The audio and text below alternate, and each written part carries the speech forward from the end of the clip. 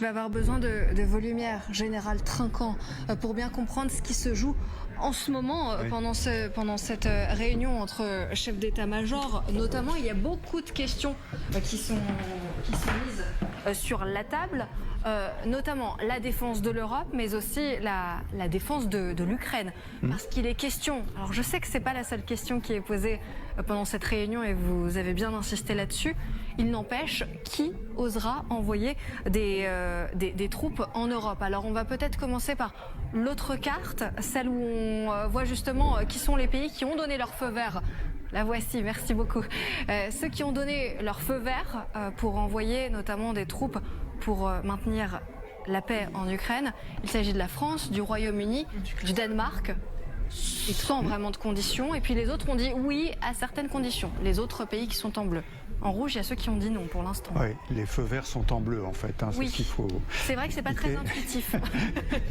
Mais juste avant, Gérald Breton a bien expliqué l'armée française. Moi, je voudrais revenir un peu sur cette réunion. Il faut savoir qu'il y a un forum stratégique et de défense à l'école militaire.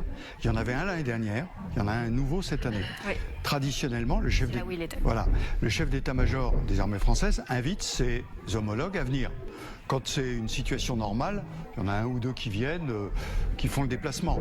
Mais là, l'événement est tellement important qu'il y en a 31 qui ont répondu présent. Oui, et qui sont venus. Ça montre bien à quel point, bien sûr. En ce moment, il y a des enjeux cruciaux. Au passage, j'ai cru comprendre que le SACEUR, donc le chef d'état-major américain qui commande l'OTAN, était invité, il n'a pas répondu, il n'est pas venu. Il a reçu probablement des consignes.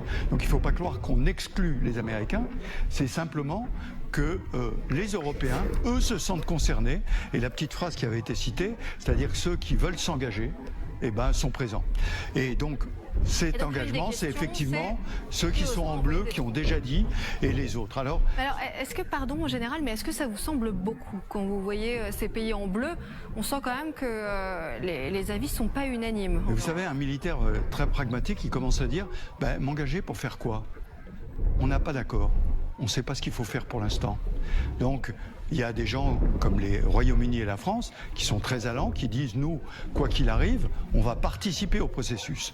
Et les autres qui se posent des questions en se disant... Ça pourrait être la réaction des autres voilà, alors. Est-ce que nous, on devrait être en rouge alors? Non, parce que nous, on veut absolument montrer aux Américains, aux Ukrainiens bien sûr qu'on les soutient, et aux Américains, écoutez, vous voulez avoir un accord? Nous, on est prêts à mettre nos soldats sur la table pour appuyer cet accord. Donc, allez-y, obtenez un accord. Les autres se disent, écoutez, on va voir s'il y a un accord ou pas. Donc nous, c'est une espèce de volonté de dire, nous, on va participer à ce sujet-là. D'ailleurs, je note qu'il y a la réunion à